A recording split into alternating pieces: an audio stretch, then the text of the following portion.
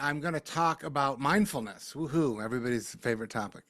And for a number of reasons. One is I think it's such an important practice, and I think that, and I would say that, and I would feel it's fairly safe to say that everything that happens in the domain of Buddhist thought, whether it's philosophy or meditation or ethics, really all kind of happens on the playing field of mindfulness. It's such an important feature of the work. And um, so it really is such an essential aspect of everything that we do here.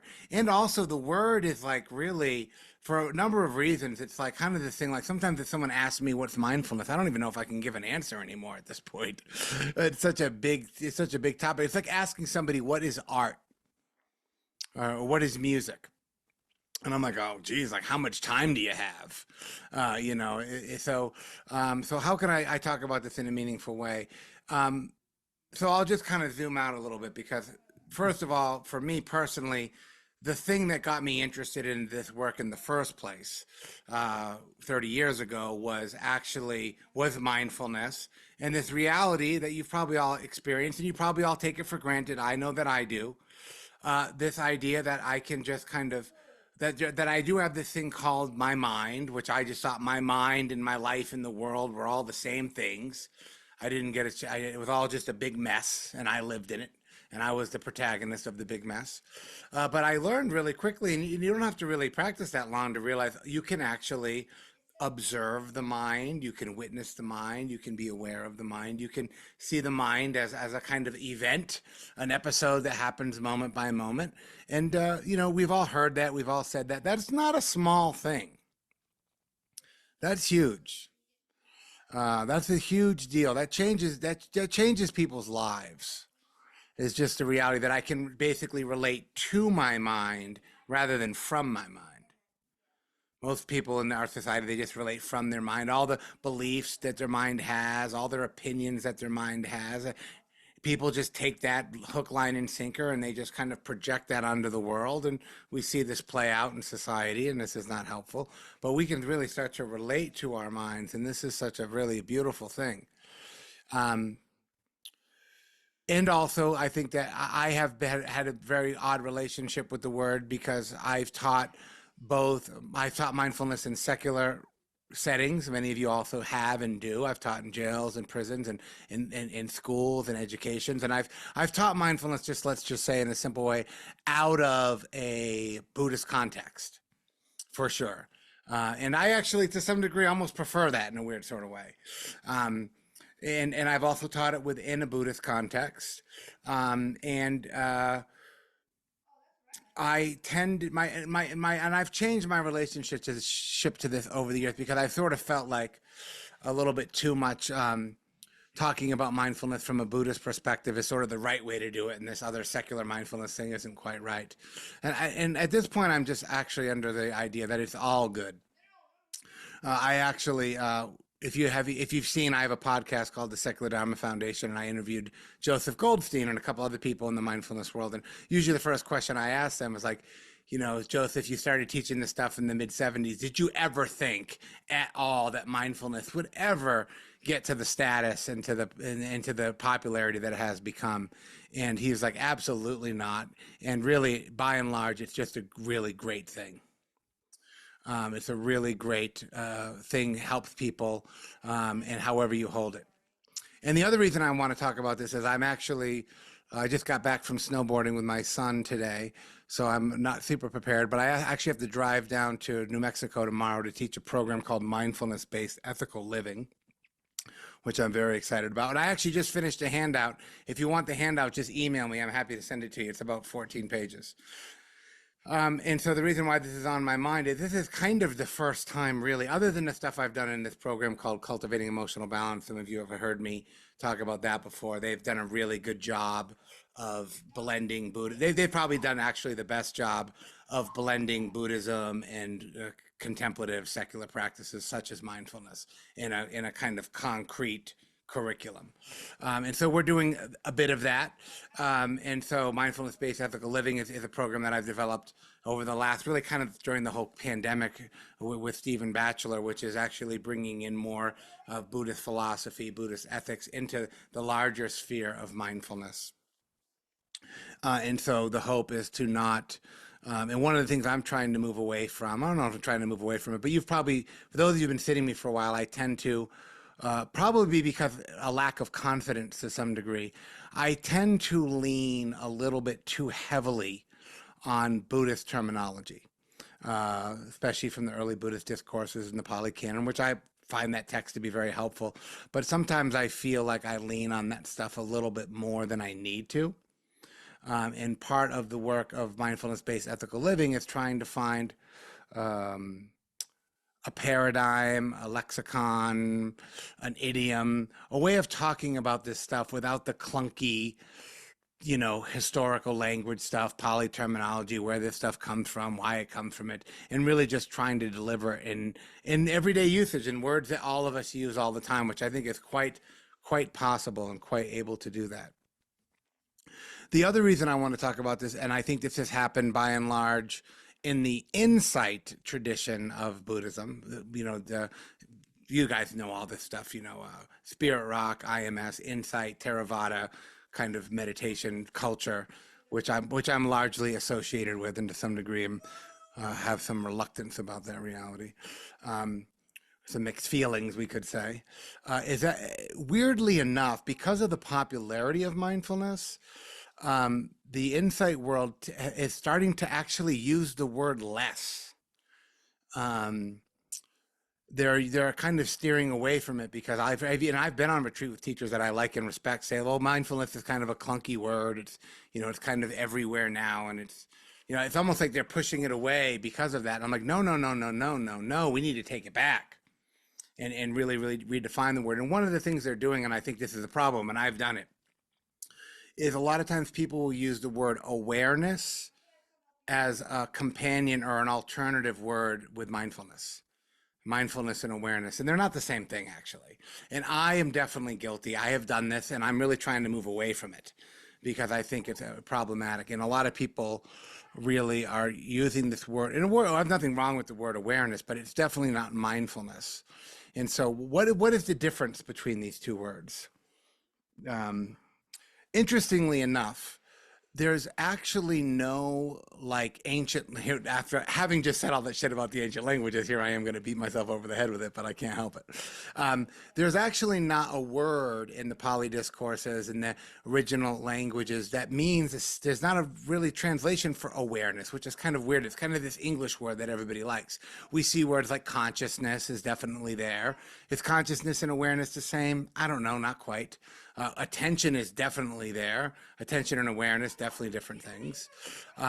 So there's a tendency to want to lean on the word awareness so much, but it doesn't quite deliver the goods. And so why that is awareness, from a kind of first person experience, awareness is really about recognition. So when I'm aware of something, all I'm basically doing is recognizing it. Like if I'm driving my car and I'm aware of the stop sign, I'm going to stop. I recognize the stop sign. I know what the stop sign means. I'm going to stop my car, right? It just means that I'm recognizing something that I've seen before. I'm aware of it, right? It's not really that profound. And so so recognition, and I actually, Joseph Goldstein kind of explained this to me not too long ago and was really helpful. And the reason why this is maybe problematic is that it's very easy to confuse recognition with mindfulness. And so a lot of times we think because we recognize something or we're familiar with something or we sort of maybe know what's happening. We might even know what's kind of happening in our own mind. I'm sort of aware that I'm feeling anxious right now. Uh, and so I'm recognizing that that's happening. And as a practitioner, I can fall into this kind of slippery slope of thinking because I recognize it and I'm generally aware of what's going on, that means I'm mindful of it. And it's not quite there. And so this has gotten me in a lot of trouble because what happens is when we recognize things, and recognizing things is, let's be honest, is not that difficult to do. And when we think that that's mindfulness, we think that we're thinking things clearly. We kind of know what to do. We whatever we're going to do, however we're going to respond, we might feel that that's coming from a wisdom place, or it's coming from a place of discernment because we recognize what's going on, and that's not the case, because recognition is also accompanied with habit. Right. So I recognize the stop sign and I stop the car because I'm habituated to stopping the car. I'm not really getting that involved. I'm sort of doing what I know to be what I know to be done. So where does mindfulness fit into all this? And of course, again, this is like I think almost like trying to define the term mindfulness is just kind of a bad move. Like again, it's like me trying to define the word art. It means so many different things. But what is the fullness part of it? So the mind, sati, is to remember, to recollect. Um, and remembering and recognizing is different. Remembering actually implies, sati implies, not only am I recognizing what's going on, but I'm remembering, and I think this is huge, I'm remembering that I'm an ethical being. I'm remembering that I want to be a good person. I'm remembering that I want to be harmless. I'm calling that to mind, which really, really changes the dynamic. And so I'm remembering that, and then I'm fully bringing that to the present moment experience. That's the fullness part of it. So not only am I recognizing what's going on, but I'm having a little bit more of a pause and I'm remembering, okay, like, how do I want to respond? And there's another thing that they do in CEB that's brilliant is they would say awareness plus choice equals freedom. Now with awareness doesn't equal freedom. Awareness plus choice equals freedom.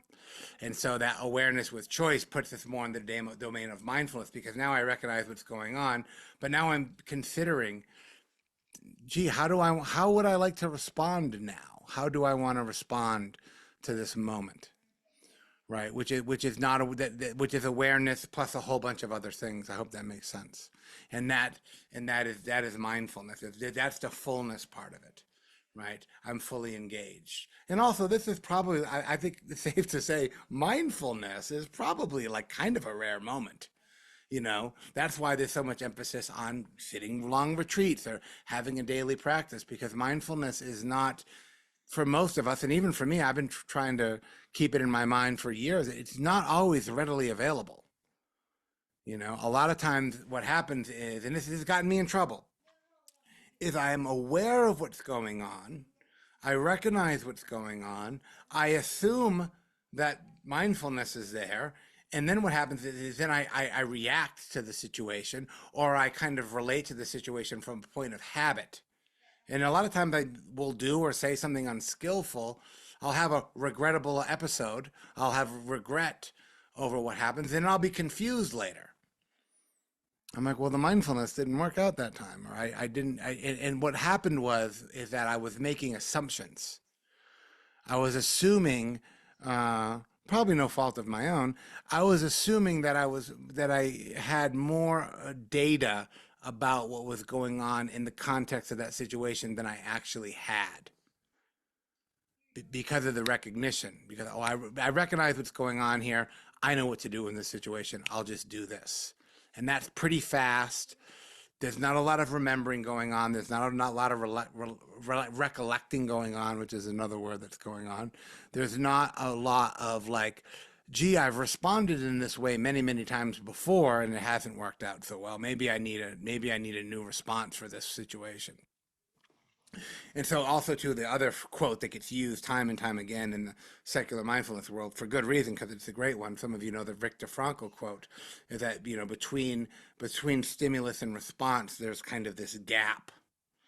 In that gap moment experience gives us the opportunity to choose a different outcome, to choose a different option.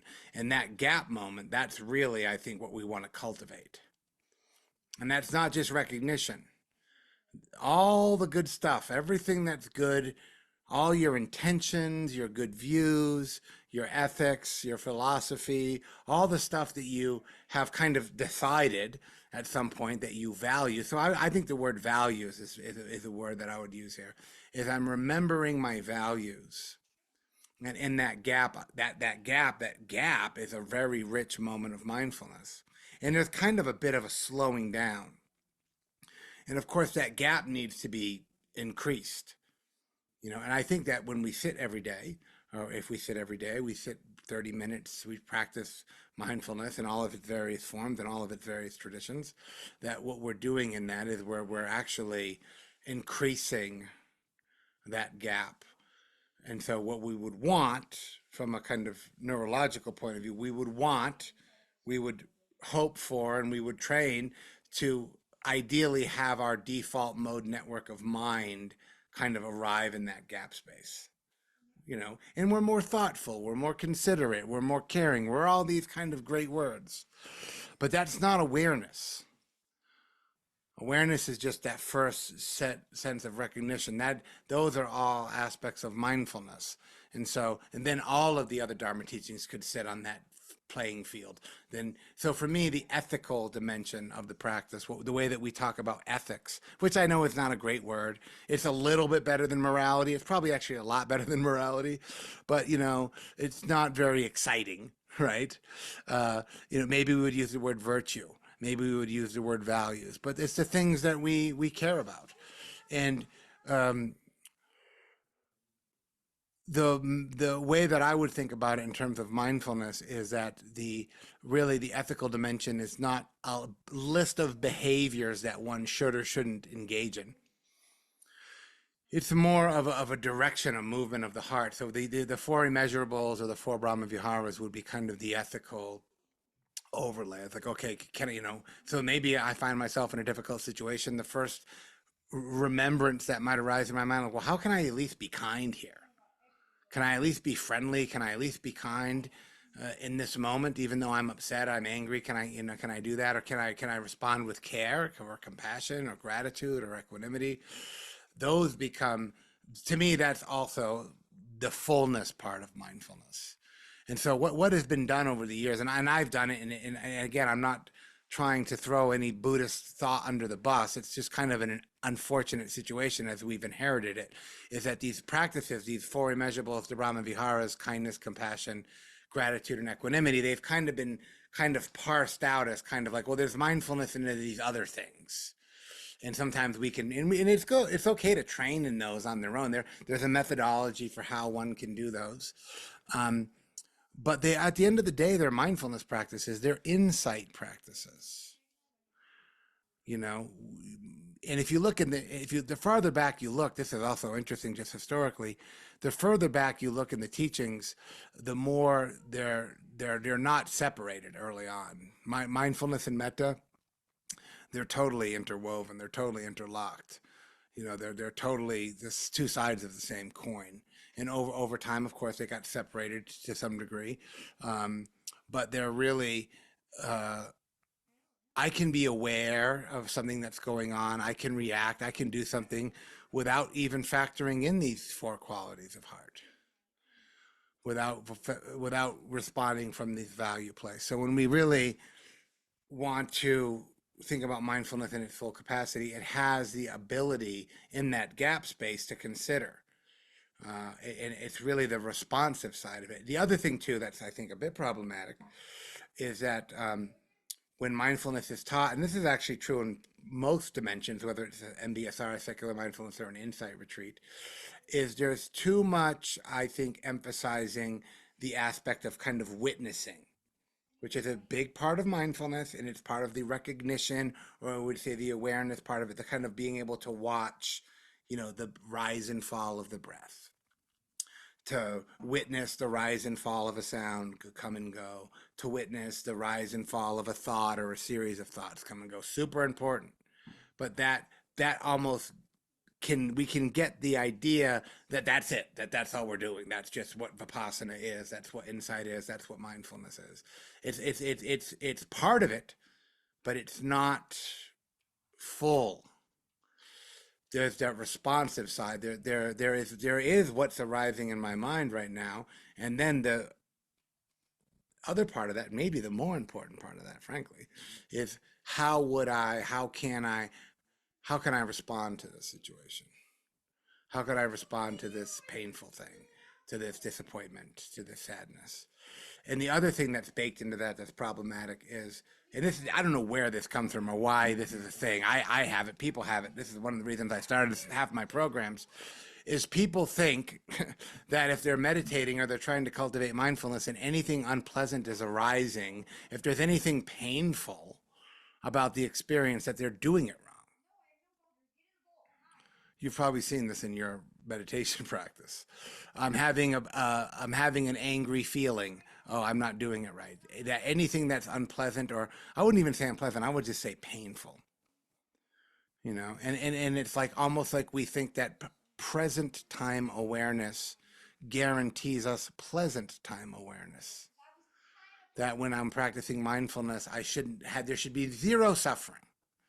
And if there's any suffering or any pain or any difficulty, that I'm somehow not doing it correctly, which is just a big kind of weird problem that seems to be baked into the whole thing. I come across this with people all the time. They're like, oh, well, I've been sitting, but it's been hard. I've been having these, painful memories. It's like, yeah, well, and so that I think is the consequence of that, or the reality of that. I think one of the reasons that that seems to be a feature of modern meditation culture is there has not been an emphasizing of this heartfulness.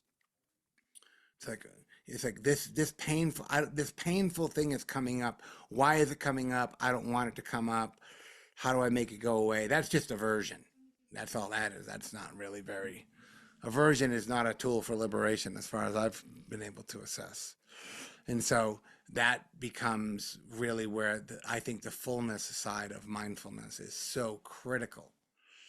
And usually when I think I taught this last summer, I think I've crossed the 30 retreat period, uh, having taught 30 in-person retreats. So I have a lot of personal data with this stuff.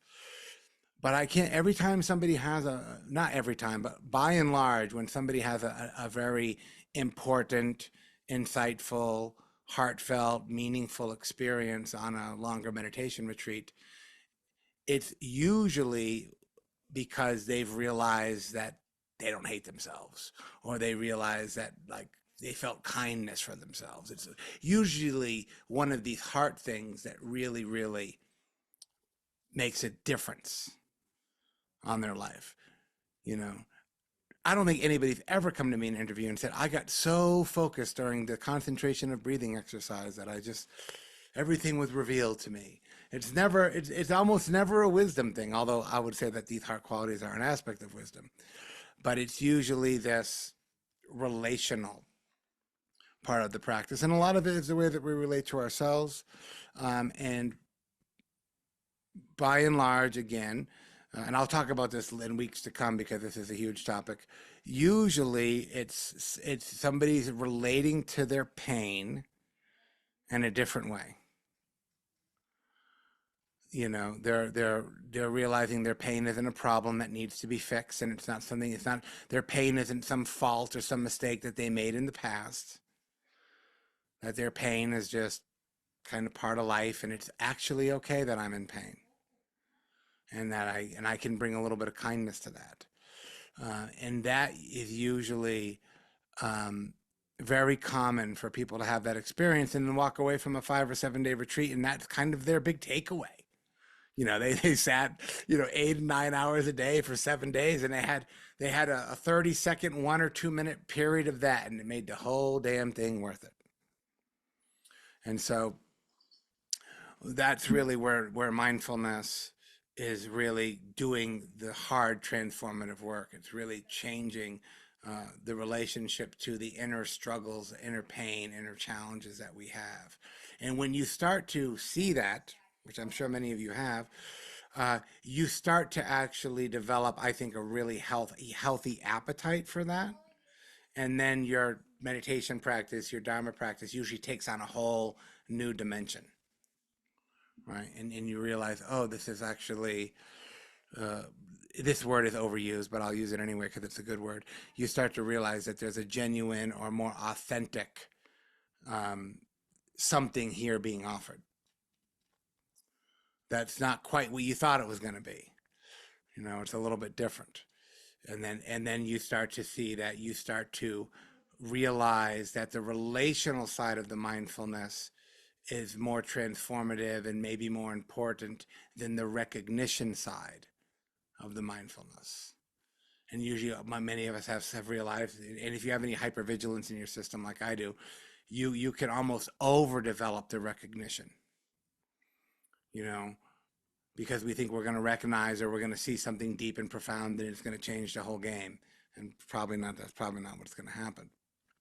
But when you can see that really the two, and this is again moment by moment, that can I recognize what's going on and can I relate to what's going on? Can I recognize what's going on and can I relate to what's going on? And that becomes kind of the mindfulness feedback loop. And ironically, when I can relate to it more skillfully, this is very ironic, when I can relate to it more skillfully, I actually recognize it more clearly. Because they use this word, I don't like this word, but they use this word a lot in Buddhist thought, ignorance. You've probably heard they use this word, which I think is too pejorative of a term. But I think really what it is it's actually denial. Is that, you know, and this happens to me all the time when I'm sitting. Something painful comes up and I like pretend it's not there, or I like push it away, or like I minimize it, right? And so what that does is now the recognition got blurry because I didn't want to relate to it. So now I'm weakening both dimensions of the practice because what's being recognized, or maybe I'm recognizing something, and you have to watch out for this one. I'll stop now because I think I had a little bit of coffee earlier. Is you might have this voice in your mind that I really, really urge you to be aware of. This should be resolved by now. Do you have that in your mind? Painful things come up, old things come up, and you're like, you know what, man, this should be resolved by now. You know, that's the big one that gets me. If there's anything in my mind that gets me, that's the one that gets me. It's like, man, still you still with this still story thing. God, Jesus, you should be totally over this by now. And guess what? I'm not. And maybe I never will be. I don't know, maybe I shouldn't be. Maybe some things just maybe you don't get to get over all the stuff. Maybe that's actually kind of a bad idea. I don't know. But this has been the big insight of me in the last couple of years, is like it's just being like, oh, I have this, it's almost a spiritual arrogance, really, of like, you know, I should have uh somehow resolved or got over this shouldn't be happening still, right? I don't know whoever said that. I don't know where that teaching is installed in the whole thing, but that's if I'm struggling nowadays, I usually, if I can fall into the gap mode, if I can feel back into what's going on and I can recognize what's going on, almost always what's going on is some voice in my head that says, dude, really? Still with this? You're still mad about that? You're still upset about that? And usually the voice, not only as it should be resolved, it's usually not a very nice, friendly, kind voice. The tone of this should be resolved by now is also pretty, um, you know, painful. So we'll do some practice. So this is what I'll do.